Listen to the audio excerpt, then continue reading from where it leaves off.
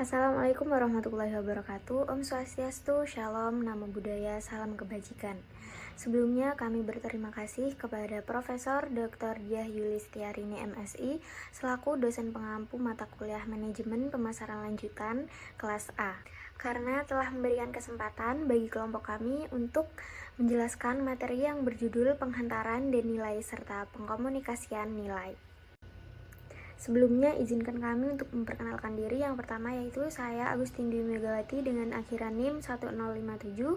Yang kedua yaitu Ayu Anjani Nurrohma dengan akhiran NIM 1054. Yang ketiga yaitu Muhammad Diki Ardiansyah dengan akhiran NIM 1055. Yang keempat yaitu Rika Laila Maulidiah dengan akhiran NIM 1071. Dan yang terakhir yaitu Intanifa Husna Ashraf dengan NIM akhir 1074. Baik, selanjutnya yaitu apa sih yang akan kita bahas? Yang akan kita bahas yang pertama yaitu pengertian nilai dan pengkomunikasian nilai. Yang kedua, faktor-faktor dalam penghantaran dan pengkomunikasian nilai. Yang ketiga, teknik-teknik pengkomunikasian nilai. Yang keempat, strategi komunikasi yang efektif. Yang kelima, komunikasi nilai dalam konteks bisnis dan pemasaran. Yang keenam, pengukuran keberhasilan pengkomunikasian nilai. Yang ketujuh, tantangan dalam pengkomunikasian nilai. Dan yang terakhir yaitu studi kasus dalam meningkatkan nilai kepuasan pelanggan. Baik, masuk pada materi yang pertama yaitu pengertian nilai. Nilai adalah inti yang melekat pada sesuatu yang memiliki pentingnya dalam kehidupan manusia, terutama dalam konteks kebaikan dan perbuatan baik terhadap suatu hal. Nilai merujuk pada karakteristik atau aspek-aspek yang signifikan atau bermanfaat bagi kemanusiaan. Nilai itu juga bersifat abstrak dan ideal. Ia bukan suatu objek konkret atau fakta yang dapat dibuktikan secara empiris. Sebaliknya, nilai adalah interpretasi sosial yang diinginkan, disukai, atau tidak disukai. Baik, materi selanjutnya itu pengertian pengkomunikasian nilai. Pengkomunikasian nilai adalah proses penyampaian makna atau pesan nilai kepada penerima melalui berbagai cara dan saluran komunikasi. Ini melibatkan cara mengungkapkan atau mentransimisikan nilai-nilai yang penting seperti etika, moral, budaya, atau prinsip-prinsip yang dipegang oleh individu, organisasi, atau masyarakat. Proses ini mencakup yang pertama yaitu identifikasi nilai. Langkah pertama adalah mengidentifikasi nilai-nilai yang ingin disampaikan. Ini dapat berupa nilai-nilai moral, sosial, atau budaya yang dianggap penting oleh pengirim pesan. Yang kedua yaitu pengemasan pesan. Pesan nilai harus dirancang dan disusun dengan cermat agar sesuai dengan konteks komunikasi. Ini bisa melibatkan penggunaan kata-kata, simbol, cerita, atau bahkan tindakan konkret. Yang ketiga yaitu pemilihan saluran komunikasi. Pengirim pesan harus memilih saluran komunikasi yang sesuai untuk mencapai audiens target. Ini bisa melibatkan komunikasi verbal, tulisan, media sosial, atau bahkan tindakan nyata. Yang keempat, pengiriman pesan. Pesan nilai kemudian disampaikan kepada audiens melalui saluran yang dipilih. Cara pengiriman pesan dapat bervariasi tergantung pada situasi dan konteksnya. Yang kelima yaitu penerimaan dan interpretasi. Penerima pesan atau audiens menerima pesan, nilai, dan menginterpretasikannya sesuai dengan pemahaman dan pengalaman mereka sendiri. Interpretasi ini bisa berbeda-beda antara individu. Yang keenam yaitu umpan balik. Proses pengkomunikasian nilai sering melibatkan umpan balik dari audiens. Ini memungkinkan pengirim pesan untuk memahami sejauh mana pesan nilai mereka dipahami atau diterima oleh audiens. Pengkomunikasian nilai adalah bagian penting dari budaya, organisasi, dan interaksi sosial yang memungkinkan individu dan kelompok untuk berbagi, memperkuat, dan mempromosikan nilai-nilai yang dianggap penting dalam masyarakat. Baik, materi selanjutnya akan dijelaskan oleh rekan saya. Baik, materi selanjutnya yaitu masuk pada faktor-faktor dalam penghantaran dan pengkomunikasian nilai. Konteks komunikasi dan pengaruhnya pada interpretasi nilai. Beberapa faktor konteks komunikasi dan bagaimana konteks ini mempengaruhi interpretasi nilai. Yang pertama yaitu situasi spesifik. Konteks komunikasi dapat sangat bervariasi seperti pertemuan formal, percakapan informal, atau situasi darurat. Interpretasi nilai dapat dipengaruhi oleh sejauh mana situasi tersebut memungkinkan untuk refleksi mendalam atau hanya memerlukan respon cepat.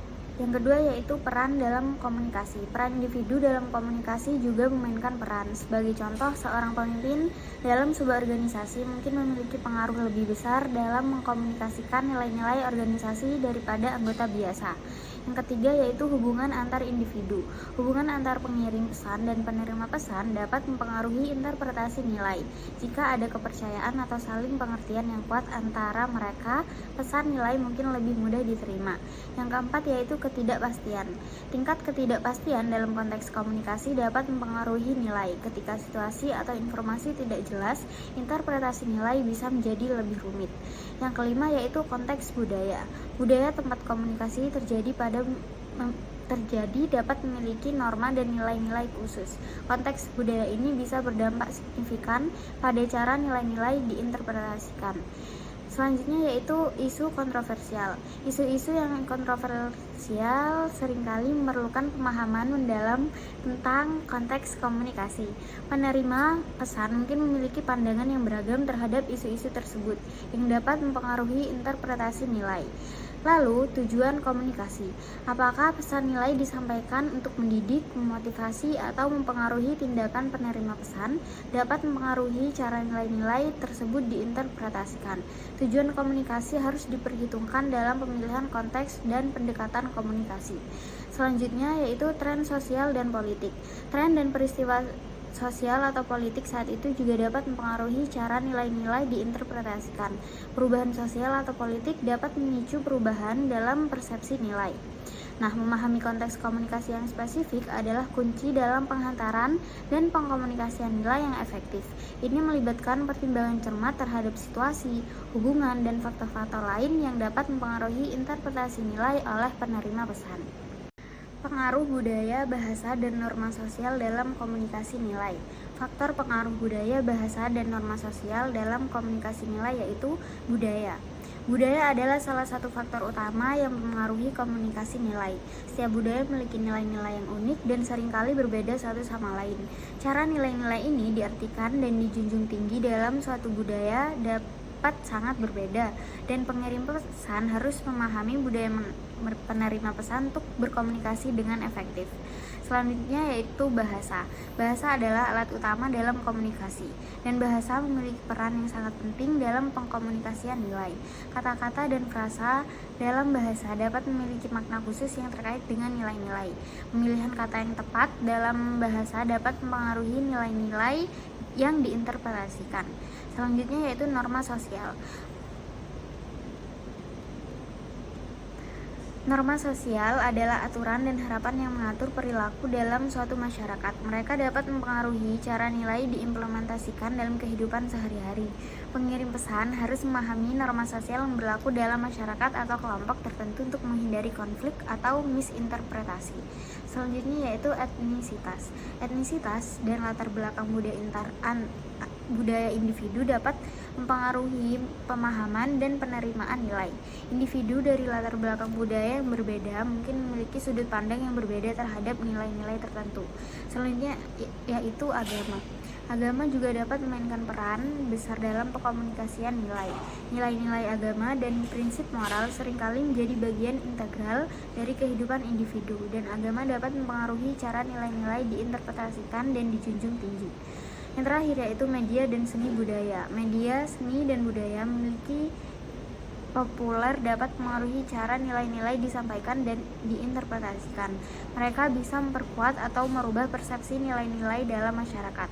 Nah, memahami dan menghormati peran budaya, bahasa, dan norma sosial dalam komunikasian nilai adalah kunci untuk berkomunikasi dengan beragam audiens dan mencegah konflik atau ketidakpahaman yang mungkin timbul.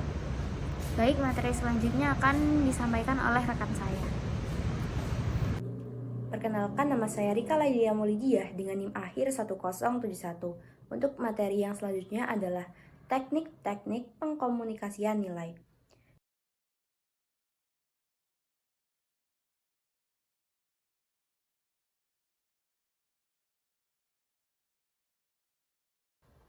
Selanjutnya adalah strategi komunikasi yang efektif. Berikut adalah beberapa strategi komunikasi yang efektif untuk meningkatkan klaritas dan kesederhanaan pesan dalam komunikasi nilai.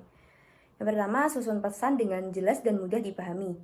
Pesan yang disampaikan harus mudah dipahami dan menarik perhatian target audiens. Yang kedua, gunakan bahasa yang sederhana dan mudah dipahami. Hindari penggunaan bahasa yang ambigu dan sulit dipahami. Yang ketiga, gunakan media komunikasi yang tepat dan relevan dengan target audiens.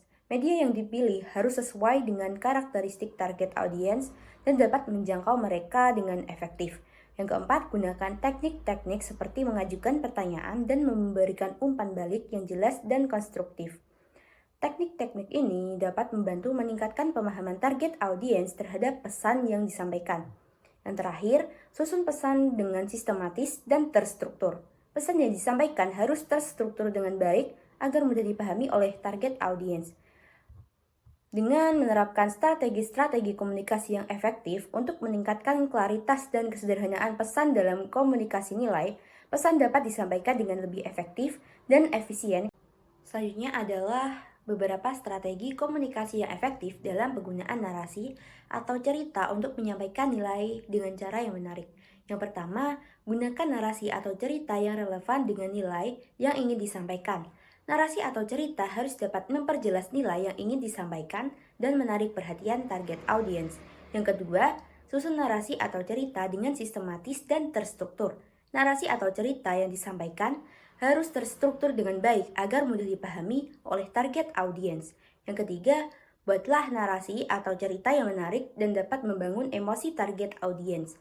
Narasi atau cerita yang menarik dapat membantu meningkatkan daya tarik pesan dan memperkuat nilai yang ingin disampaikan. Dengan menerapkan strategi-strategi komunikasi yang efektif dalam penggunaan narasi atau cerita untuk menyampaikan nilai dengan cara yang menarik, pesan dapat disampaikan dengan lebih efektif dan efisien kepada target audiens. Baik, materi yang selanjutnya akan dilanjutkan oleh rekan saya. Perkenalkan, nama saya Ayu Anjani Nurrahma dengan NIM akhir 1054. Baik, di sini saya akan menjelaskan materi mengenai komunikasi nilai dalam konteks bisnis dan pemasaran. Jadi, komunikasi nilai dalam konteks bisnis dan pemasaran merupakan strategi komunikasi yang digunakan oleh perusahaan untuk mempengaruhi atau menarik konsumen terhadap gaya, harga, bentuk, dan warna kemasan, serta sikap dan cara berpakaian konsumen, serta dekorasi toko maupun yang lainnya. Nah, dalam komunikasi nilai ini, perusahaan harus memperhatikan nilai-nilai yang ingin disampaikan kepada konsumen dan memastikan bahwa pesan yang disampaikan tersebut itu konsisten dengan nilai-nilai tersebut. Yang selanjutnya yaitu bagaimana nilai, merek, dan budaya perusahaan dapat diungkapkan melalui iklan, kampanye, dan branding, yaitu dapat dilakukan dengan cara-cara berikut ini. Yang pertama yaitu membangun citra merek yang kuat. Jadi perusahaan ini dapat membangun citra merek yang kuat dengan mendefinisikan nilai-nilai merek dan budaya perusahaan. Tetapi itu harus konsisten dengan pesan yang ingin disampaikan kepada konsumen. Yang kedua yaitu mengkomunikasikan nilai merek. Jadi perusahaan dapat mengkomunikasikan nilai merek itu melalui iklan maupun kampanye pemasaran yang menonjolkan nilai-nilai merek dan budaya perusahaan tersebut. Yang selanjutnya yaitu menggunakan media yang tepat. Jadi media yang digunakan itu harus cepat, harus tepat dan sesuai. Jadi bisa lebih mudah diterima oleh konsumen, misalkan media sosial, televisi, radio, maupun media cetak. Yang selanjutnya yaitu menggunakan bahasa yang tepat. Jadi perusahaan itu harus menggunakan bahasa yang tepat supaya bisa lebih mudah difahami oleh konsumen, jadi tidak berbelit-belit. Sehingga produk kita itu lebih mudah diterima oleh konsumen. Yang selanjutnya yaitu menggunakan visual yang tepat. Jadi misalkan perusahaan itu harus menggunakan logo, warna, dan desain kemasan itu untuk mengkomunikasikan nilai, merek, dan budaya perusahaan tersebut. Jadi visualnya itu harus tepat biar lebih menarik minat para konsumen. Yang selanjutnya yaitu mengembangkan kampanye yang konsisten. Jadi perusahaan ini harus mengembangkan kampanye yang konsisten dengan nilai merek dan budaya perusahaan untuk membangun kesadaran merek yang kuat dan mempertahankan koneksi komunikasi dengan pelanggan.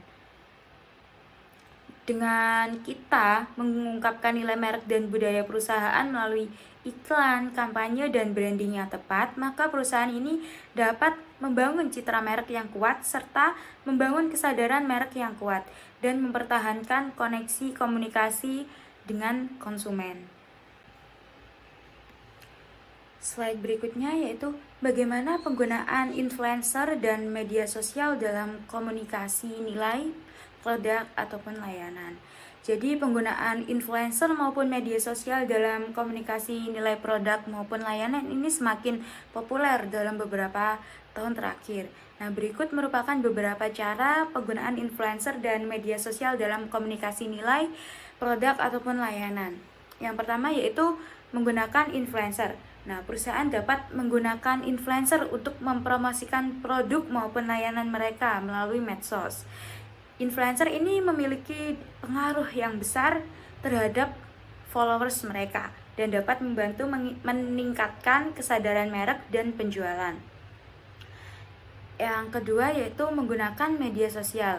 Perusahaan juga dapat menggunakan media sosial untuk mempromosikan produk maupun layanan mereka dan berinteraksi dengan pelanggan. Media sosial ini juga dapat membantu perusahaan membangun kesadaran merek, memperluas jangkauan, dan meningkatkan keterlibatan para konsumen. Yang ketiga, menggunakan konten yang menarik. Jadi perusahaan ini harus menggunakan konten yang menarik dan relevan untuk menarik perhatian para followers maupun menarik perhatian konsumen. Nah, konten yang menarik ini juga dapat membantu perusahaan membangun citra merek dan lebih memperluas jangkauan pasar. Yang keempat yaitu menggunakan platform yang tepat.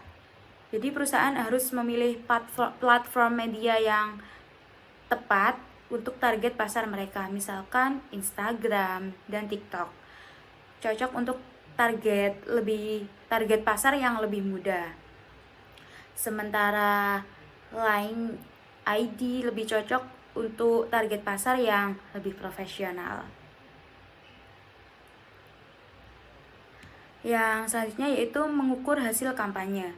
Perusahaan harus mengukur hasil kampanye influencer dan media sosial mereka untuk mengetahui efektivitas kampanye dan memperbaiki strategi pemasaran mereka di masa depan.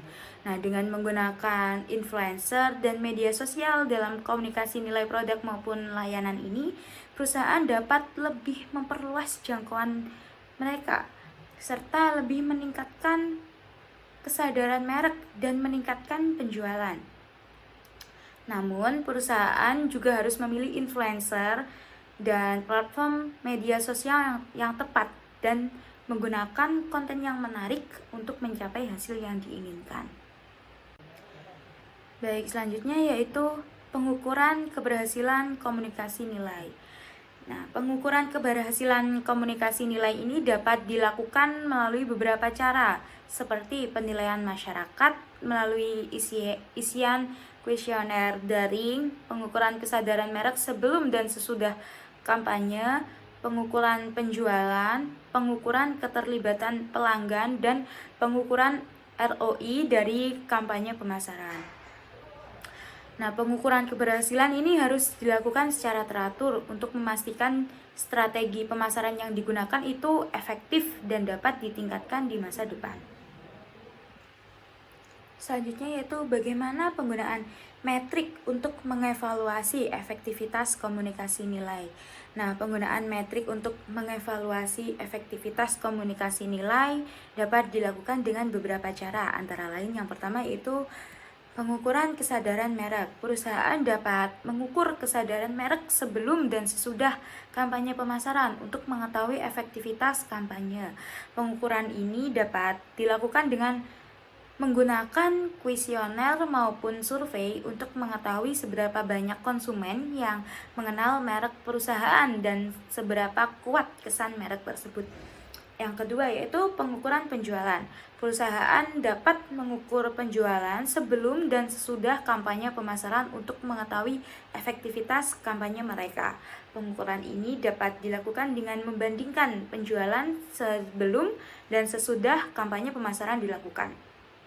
Yang ketiga yaitu pengukuran keterlibatan pelanggan. Perusahaan dapat mengukur keterlibatan pelanggan di media sosial untuk mengetahui efektivitas kampanye. Pengukuran ini dapat dilakukan dengan melihat jumlah like, komentar, maupun share pada postingan medsos perusahaan.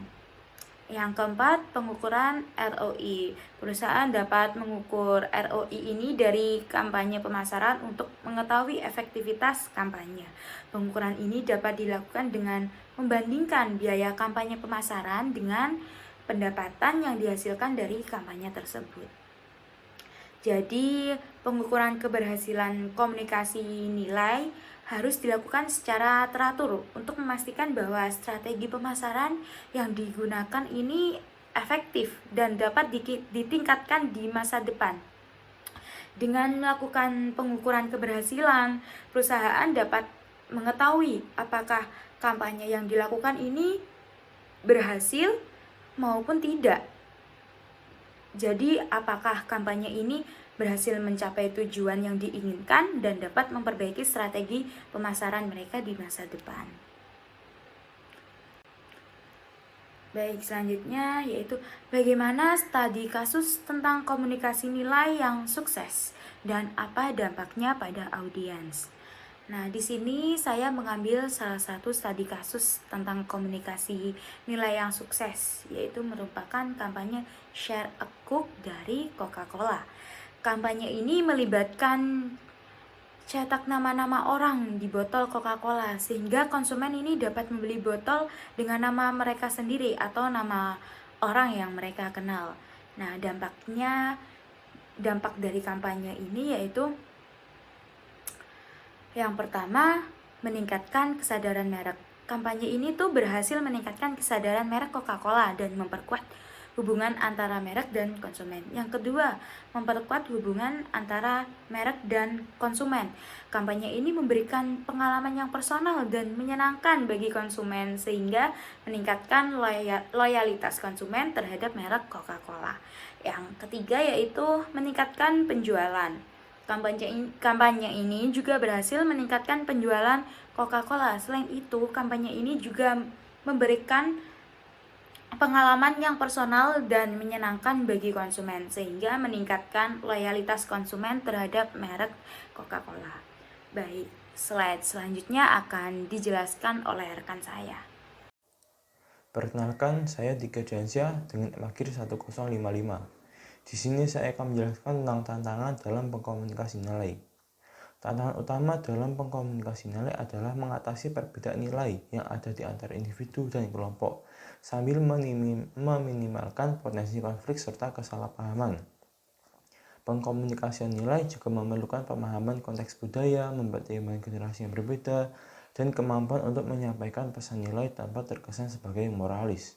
Kesesuaian dengan tujuan komunikasi, tentang tantangan bahasa dan dampak media sosial serta teknologi pada persebaran pesan nilai juga merupakan faktor yang perlu dipertimbangkan dalam upaya pengkomunikasi nilai yang efektif. Selanjutnya yaitu adalah kesulitan dalam mengatasi perbedaan budaya atau bahasa dalam komunikasi global. Komunikasi global seringkali diwarnai oleh kesulitan dalam mengatasi perbedaan budaya atau bahasa. Berikut adalah beberapa tantangan dalam mengatasi perbedaan budaya atau bahasa dalam komunikasi global. Yang pertama adalah perbedaan bahasa. Bahasa merupakan salah satu faktor penting dalam komunikasi lintas budaya. Perbedaan bahasa dapat menghalangi pemahaman dan kolaborasi antar budaya. Yang kedua adalah perbedaan persepsi nilai dan norma budaya.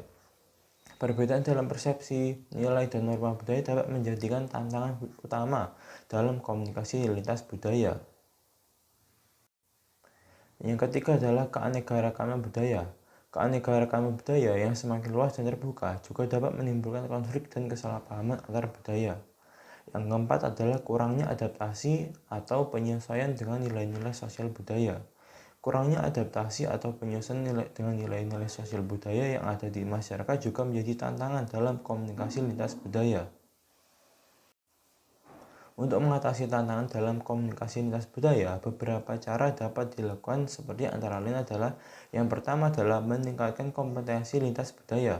Meningkatkan pemahaman tentang budaya dan bahasa yang berbeda dapat membantu dalam mengatasi kesulitan dalam komunikasi lintas budaya.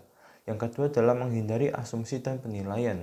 Menghindari asumsi dan penilaian yang salah tentang budaya dan bahasa yang berbeda dapat membantu dalam mengatasi kesalahpahaman dalam komunikasi lintas budaya. Yang ketiga adalah mendengarkan secara aktif. Mendengarkan secara aktif dapat memahami perspektif orang lain, dapat membantu dalam mengatasi kesulitan dalam komunikasi lintas budaya. Yang keempat adalah membuka saluran komunikasi yang terbuka. Membuka saluran komunikasi yang terbuka dan transparan dapat membantu dalam mengatasi kesulitan dalam komunikasi lintas budaya. Yang kelima atau yang terakhir adalah meningkatkan kesadaran budaya. Meningkatkan kesadaran budaya dan mempelajari tentang budaya yang berbeda dapat membantu dalam mengatasi kesulitan dalam komunikasi lintas budaya. Lalu bagaimana mengatasi resistensi atau ketidaksepakatan terhadap nilai yang disampaikan?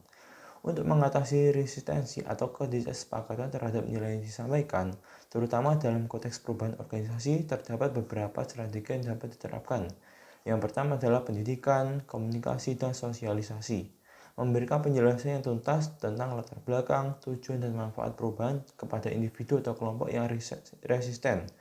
Melalui pendidikan dan komunikasi yang efektif, dapat membantu individu atau kelompok untuk memahami dan menerima nilai-nilai yang disampaikan. Yang kedua adalah partisipasi dan melibatkan. Melibatkan individu atau kelompok yang resisten dalam proses perubahan dapat membantu mereka merasa memiliki peran dan kepentingan dalam perubahan tersebut. Dengan melibatkan mereka dapat meningkatkan rasa tanggung jawab dan keterlibatan mereka dalam menerima nilai-nilai yang disampaikan. Yang ketiga adalah memberi fasilitas dan dukungan. Memberi fasilitas dan dukungan yang diperlukan kepada individu atau kelompok yang resisten dapat membantu mereka dalam menghadapi perubahan. Dukungan ini dapat berupa pelatihan, bimbingan, atau sumber daya lain yang diperlukan untuk mengatasi hambatan yang mungkin mereka hadapi. Yang keempat adalah pengaksaan eksplisit dan implisit.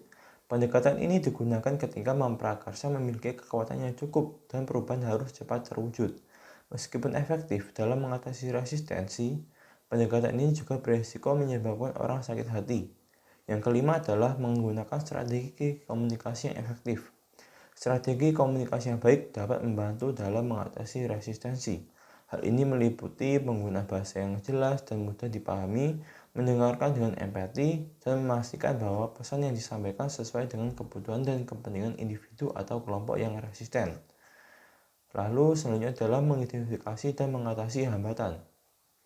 Mengidentifikasi hambatan yang mungkin muncul dalam mengatasi resisten dan mencari cara untuk mengatasinya. Hal ini dapat melibatkan pemecahan masalah, negosiasi, dan pengolahan konflik. Jadi dengan menerapkan strategi-strategi ini dapat diharapkan dapat membantu resistensi atau ketidaksepakatan terhadap nilai yang disampaikan dan memfasilitasi perubahan yang sukses. Lalu untuk materi selanjutnya akan disampaikan oleh rekan saya. Perkenalkan, nama saya Intania Fausna Ashraf dengan NIM akhir 1074. Di sini saya akan menjelaskan materi yang terakhir, yakni studi kasus sebuah produk dalam meningkatkan nilai kepuasan konsumen. Studi kasus kali ini menggunakan produk air mineral, yakni Aqua. Aqua merupakan sebuah produk yang dianggap sebagai pelopor air minum kemasan di Indonesia. Air minum Aqua telah menjadi salah satu merek air minum terkemuka di Indonesia selama bertahun-tahun. Aqua membuat berbagai inovasi untuk menarik perhatian konsumennya. Hal pertama yang dilakukan oleh Aqua adalah dengan membuat slogan yang mudah diingat. Salah satu slogan milik Aqua yakni apapun aktivitasnya, Aqua dulu. Slogan singkat ini ternyata memiliki makna yang bertujuan untuk memperkenalkan merek Aqua ke konsumen sebagai merek air minum yang terbaik dan terpercaya, dan juga menempatkan Aqua sebagai pilihan pertama konsumen. Kedua yang dilakukan oleh Aqua adalah menciptakan inovasi berbagai ukuran dan jenis kemasan. Aqua memproduksi mulai dari kemasan terkecil yakni Aqua gelas hingga kemasan terbesar yakni Aqua galon. Aqua juga membuat berbagai ukuran dari kemasan botol, yakni memulai dari 330 ml hingga 1,5 liter. Selain itu, kemasan aqua botol juga memiliki varian, yakni aqua botol berbentuk click and go atau botol berbentuk dot dan aqua botol berbentuk biasa. Tak hanya itu, Aqua juga memproduksi seri tematik yang mana seri tematik ini menerapkan sebuah event tertentu seperti bulan Ramadan. Aqua akan memproduksi kemasan yang mana pada kemasan Aqua tersebut terdapat gambar yang menjadi ciri khas bulan Ramadan. Ketiga gambar ini merupakan macam-macam produk Aqua sebagai inovasi Aqua untuk meningkatkan nilai kepuasan konsumen.